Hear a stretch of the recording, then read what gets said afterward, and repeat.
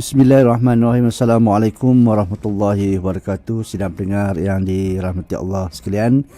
Alhamdulillah, pada hari ini kita akan bersama dalam rancangan Ambil Tahu Fatwa, di mana sudah lama kita tak bersama dengan tetamu istimewa yang bersama kita pada hari ini. Mungkin ada yang tertanya siapakah tetamu istimewa dalam rancangan Ambil Tahu Fatwa pada kali ini.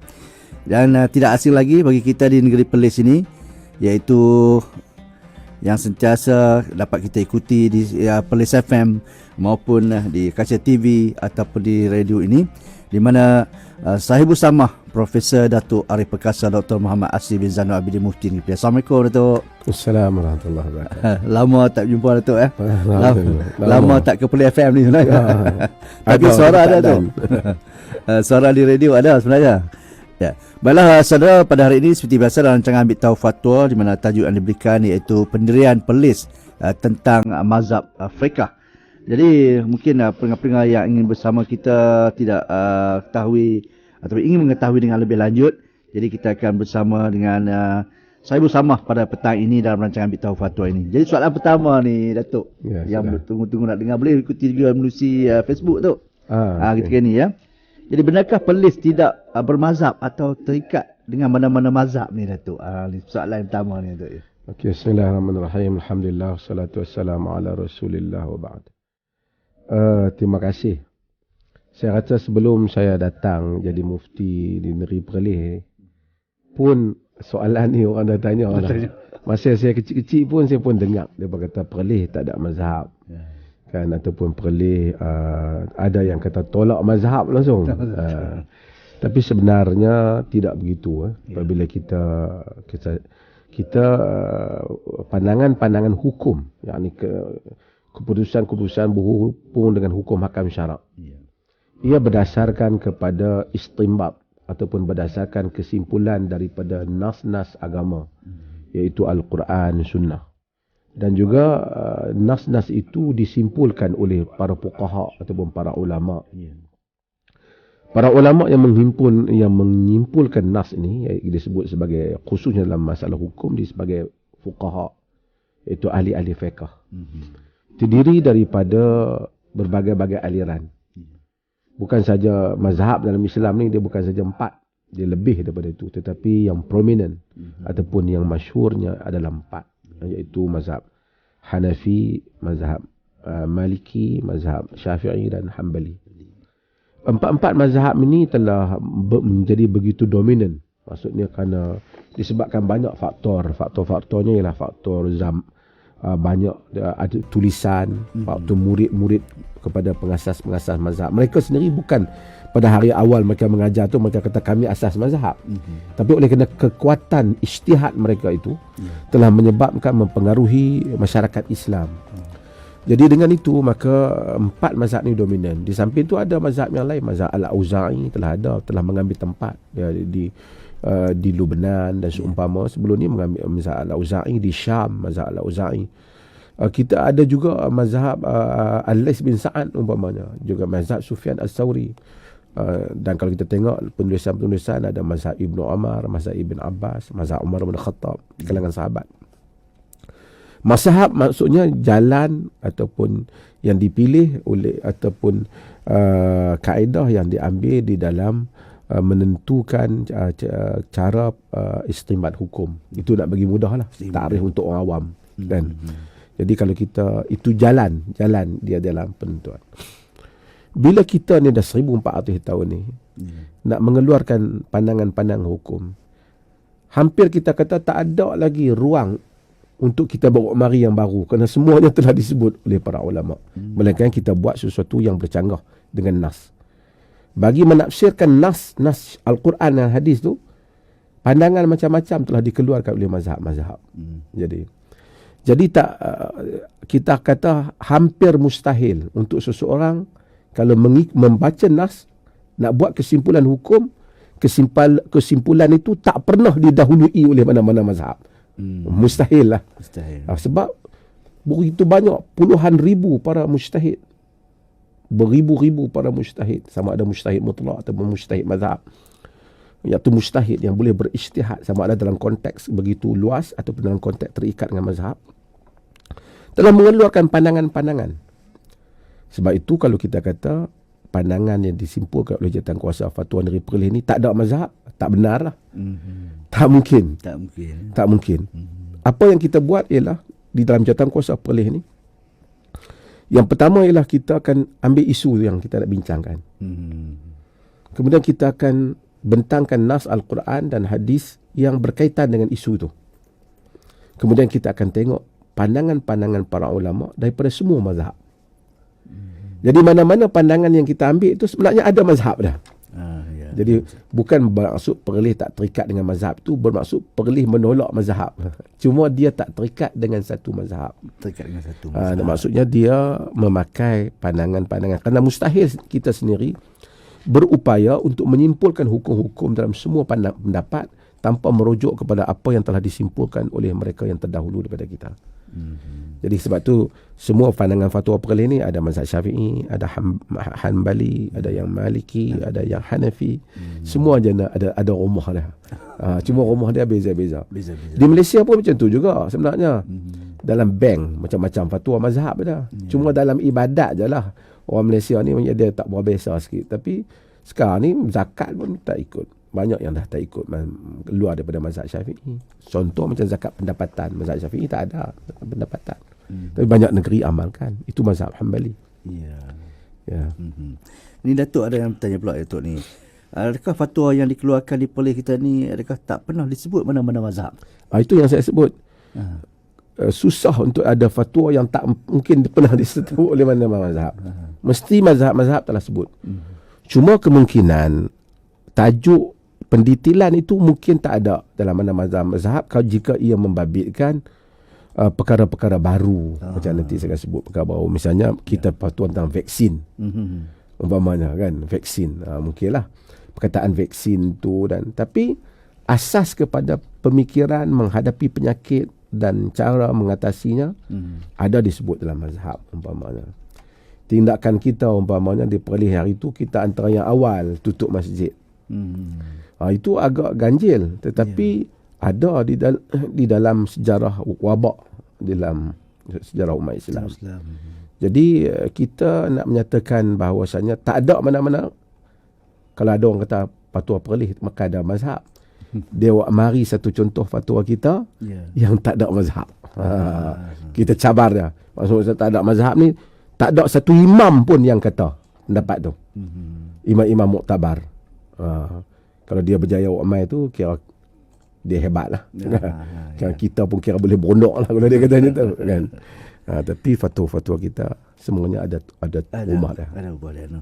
Jadi cara Perlis atau atasi isu-isu baru ni ada Datuk sebut tentang vaksin ni dalam kitab-kitab lama yang benar jawatankuasa fatwa kita nak selesaikan pula ni. Itu saja kita akan bawa pandangan-pandangan baru yang mungkin pandangan lama tak disebut.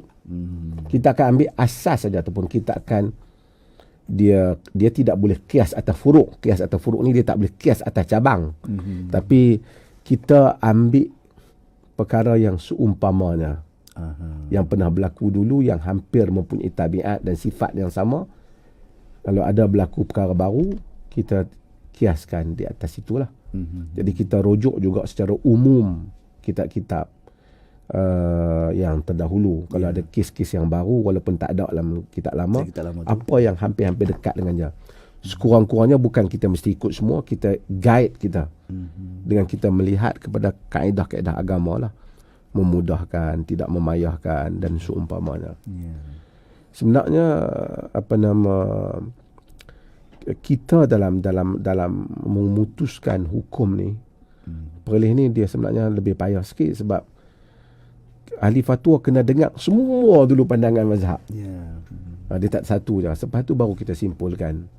Ini akan menjadikan kadang-kadang kita tengok tu, saya selalu buat contoh lah. Dalam mazhab Syafi'i harum manis tak kena lah zakat. Tapi di Negeri Perlis ni kena. Lepas itu mazhab Hanafi. Kerana kita lihat toki harum manis kaya pada toki pedi. Kan? Jadi sumber dan bukan itu sajalah. Tapi maksudnya ada asas-asas yang lain juga lah disebut nas dan seumpamanya. Baik Datuk. Kita rehat seketika Datuk. Ya. Selepas ini kita ada soalan lagi untuk bersama dengan Datuk Sempat. Baik saudara, kita kembali dalam rancangan Bitau Fatwa bersama dengan Mufti Negeri Perlis, saya bersama Profesor Datuk Arif Perkasa Dr. Muhammad Asri bin Zainul Abidin, di mana kita telah ukurkan beberapa soalan lah kepada bagi Datuk tadi. Jadi Datuk, soalan seterusnya ni Datuk. Amalan-amalan yang diamalkan di masjid-masjid Perlis, kita ni kebanyakannya ikut mazhab mana? Terima kasih.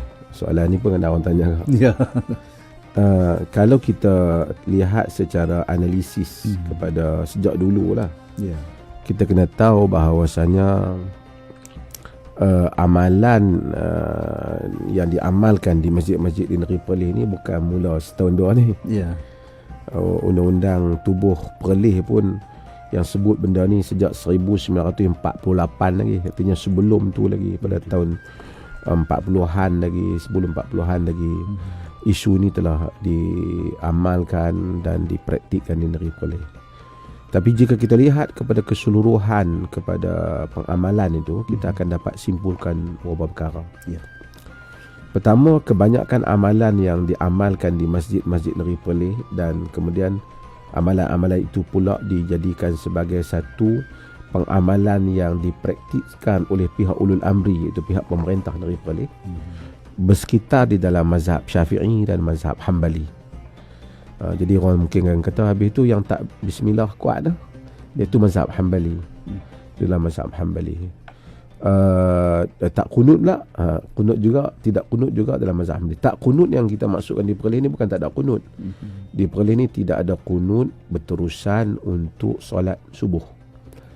Kunut witir ada. Jadi sebab tu ada orang tanya saya, habis tu rugilah doa kunut tu. Doa kunut yang Nabi ajar tu sebenarnya yang diriwayatkan oleh Al-Hasan bin Ali, riwayat itu ialah berkaitan dengan kunut witir.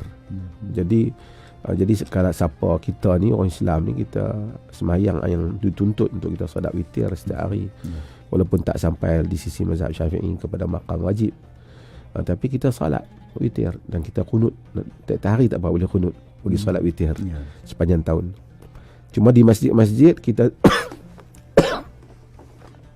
di masjid-masjid kita tak laksanakan kunut berterusan seperti dalam mazhab Syafi'i. Di atas mazhab Hanbali dan juga dalam mazhab Hanafi juga demikian. Kita tak bismillah kuat. Jadi itu mazhab Hanbali juga. Mazhab Hanafi juga tak bismillah kuat. Dalam mazhab Malik tak bismillah langsung. Tapi kita bismillah tapi perlahan. Jadi yang lain tu kalau kita lihat, banyak amalan-amalan tu ialah seperti mazhab Syafi'i, melainkan dalam beberapa hal. Ada pun orang kata habis tu tak zikir kuat-kuat pas mayang. Yang tu tak, yang tu bukan mazhab mazhab Syafi'i suruh tak. Dalam kitab Al-Mazhab Syafi'i pun Imam Syafi'i suruh zikir perlahan. Zikir perlahan. Melainkan untuk kita mengajar orang untuk berapa tempoh. Yang tu betul-betul yang diamalkan di Perlis itu sama seperti mazhab Al-Imam Syafi'i itu sendiri. Jadi ini adalah pengamalan. So kalau orang kata, kalau dia kata dia Perlis amalan yang tak ikut mazhab, kita tanya dia, cuba sebut satu hak mana hak tak ikut tu. Kita nak dengar. Kita nak dengar hak mana hak tak ikut tu. Mazhab mana yang tak ada mazhab tu, mana ada kan. Kalau dia sebut apa yang kita buat, semuanya adalah tak kena ya roh. Itu memanglah mazhab Syafi'i. Memang tak kena ya roh lah. Hak kena ya roh ni kebanyakan budaya saja. Memang kalau kita baca kitab Nawawi ke, siapa ke, hatta kitab Syekh Dr. Fatani ke, semua memang tak kena ya roh. Itu kadang-kadang orang kita ni banyak dia amalkan amalan, dia claim buah atas nama mazhab Syafi'i, sedangkan mazhab tidak mengamalkan pun. Itu dia ya. Semoga kita faham apa yang Datuk penjelaskan tadi. Baiklah Datuk, ni soalan sebenarnya lah mungkin yang terakhir Datuk ni. Kalau ada orang amalkan perkara yang tidak sama dengan Jawatankuasa Fatwa Perlis ni Datuk, tapi ada dalam mazhab lain, boleh atau tidak Datuk? Kita begini, kita dah sebut beberapa kali. Ya. Ada dua hal yang kita kena bedakan. Ya. Satu ialah pengamalan yang membabitkan urusan rasmi. yang berada di bawah titah perintah ulul amri. Imam di masjid, pengamalan di masjid secara rasmi, majlis-majlis rasmi. Yang ni dia kena taat kepada ulul amri lah. Macam kita lah juga kan, kita pergi sekolah, cikgu. Kalau dia pakai slipper pun dia mengajar matematik macam matematik, itu juga boleh juga kan. Tapi dah jadi cikgu, kena peraturan dia kena pakai kasut, kena pakai kasut lah. Ni nak bagi mudah faham lah. Taklah sampai macam tapi nak bagi mudah faham. Dia kata pakai baju batik lah. Dia tak boleh kata lagi, oh saya pakai singlet pun saya mengajar okey. Tak boleh lah. Dia dah peraturan dia macam tu. So urusan ulul amri, kita taat pada ulul amri dalam perkara-perkara yang tak mungkar. Dan ini adalah perintah ulul amri yang tak mungkar, penyelarasan dan pilihan fatwa ulul amri di atas dalil-dalil dia. Tapi kalau dia amalkan diri dia saja, dia duduk di rumah dia sembahyang subuh dengan anak-anak dia baca kunut, tidak dianggap salah di negeri Perlis. Kunut bukan dianggap sebagai, orang kata Perlis kata siapa baca kunut masuk neraka, tu dia reka sendiri. Lepas tu dia bubuh kat orang lain. Kita kata kunut dalam fatwa kita, kunut subuh yang berterusan itu masalah khilaf. Tapi kita tidak mentarjihkan pandangan itu di atas dalil-dalil yang kita pilih. Maka kalau dia seorang dia kunut di rumah dia, anak-anak dia tak apa. Tapi kalau dia dipilih jadi ibu, ada perkara-perkara yang membabitkan soal dia dengan orang ramai. Kalau dia seorang tak apa. Dia bertindak satu tindakan yang membabitkan orang lain. Misalnya soal nikah kahwin, soal cerai berai, soal muamalat niaga. Yang ni bukan dia seorang, babitkan orang lain. Hal ini kalau dibawa ke mahkamah di Perlis, hendaklah mengikut, tak mau gentang Madinah rumahnya. Tapi kita dah ada urusan gantang Madinah. Pun saya nak tunjukkan benda yang membabitkan urusan kita dengan orang lain, dia panggil hukmul hakim yarfa'ul khilaf. Keputusan pemerintah itu menghilangkan khilaf. Bukan keputusan pemerintah itu menunjukkan satu pihak lebih benar daripada pihak yang lain, tak. Tapi dia penyelesai masalah. Macam saya contoh lah, talak 3 jatuh 1 di Perlis. Dia bawa pergi mahkamah, talak 3 jatuh 1. Kata isteri dia kata saya nak kira 3 juga pasal saya mazhab Syafi'i dan mazhab Jumhur 3. Tapi hakim kata 1. Laki dia menang kat laki dia. Pasal apa? Keputusan pemerintah berdasarkan kepada fatwa imam di masjid, sudah dikeluarkan penyelarasan, dia buatlah seperti mana yang telah tu. Itu dia. Itu ya. Baiklah, untuk pendengar-pendengar setiap FM, kita telah bersama dengan yang bagi saya bersama Datuk Mufti Negeri Perlis membicarakan tentang tajuk yang diberikan pada hari ini. Cukup menarik. Lama-lama sekali, orang kata lama-lama sedih Datuk mai bersama kita mengupas itu satu tajuk yang cukup menarik untuk kita kongsi bersama. Jadi mungkin kesimpulan akhirlah Datuk, sebelum kita berpisah pada petang ini dalam rancangan Beritahu Fatwa pada petang ini, kesimpulan akhir tajuk kita yang dibicarakan petang ni yang bagi Datuk. Silakan. Okay, terima kasih. Kita, agama adalah merupakan hubungan kita dengan Allah Ta'ala. Kita mengamalkan sesuatu berdasarkan apa yang kita yakini paling dekat untuk ditugaskan untuk mengatur urusan. Mesti ada keputusan pemerintah. Keputusan pemerintah itu berdasarkan apa yang pemerintah itu yakini di atas ijtihad yang mereka dah buat. Dan Negeri Perlis ni ada jawatankuasa fatwa ada 15 ahli fatwa ada. Mereka berbincang, bersidang dan mereka mengemukakan alasan-alasan mereka. Dan pandangan-pandangan yang dikemukakan di Negeri Perlis ni, saya nak boleh bagi tahu satu benar. Tuan-tuan, kalau siapa yang rajin buat kajian, dia akan tengok pandangan yang dipilih oleh Negeri Perlis ni merupakan kebanyakannya pandangan majoriti fatwa dalam dunia ni. Jangan dia tengok kat negeri sebelah ya, kat Malaysia ya, ataupun negeri selepas daripada tu. Tapi kalau dia ambil pandangan fatwa Perlis, dia bandingkan dengan fatwa-fatwa antarabangsa dalam dunia ni, dia akan dapati fatwa Perlis paling dekat ataupun sama ataupun seiring dengan fatwa-fatwa antarabangsa. Kerana ataupun majoriti fatwa-fatwa antarabangsa dalam dunia ni. Kerana kita memang apabila keluar fatwa mengambil kira soal-soal yang seperti ini. Terima kasih. Terima kasih yang bagi Datuk ya, sudi bersama dan saya akan beberapa soalan yang mungkin pendengar-pendengar yang mengikuti pun rasa puas lah Datuk. Sebelum ni buku di hati nak tahu kan, soalan-soalan yang timbul ini hari ini dah Datuk perjelaskan. tentang 5 persoalan yang telah kita berikan, kemukakan Datuk telah selesaikan. Jadi tajuk kita ini pendirian perlis tentang mazhab fiqh ya, yang telah dikongsikan untuk semua pendengar mengikuti menerusi gelombang 1089 dan juga menerusi Facebook ataupun buka buku Play FM. Sekali lagi Play FM ucapkan terima kasih. Saya bersama Profesor Datuk Arif Perkasa Dr. Muhammad Asri bin Zainal Abidin, Mufti Negeri Perlis kerana sudi bersama. Dan saya terima kasih juga kerana bersama Play FM, musim buka buku sehingga dari Melaka pada Datuk yang mengikuti kita. Terima kasih. Ya, sama. Sekian wabillahi taufiq. Assalamualaikum warahmatullahi wabarakatuh. Jumpa lagi.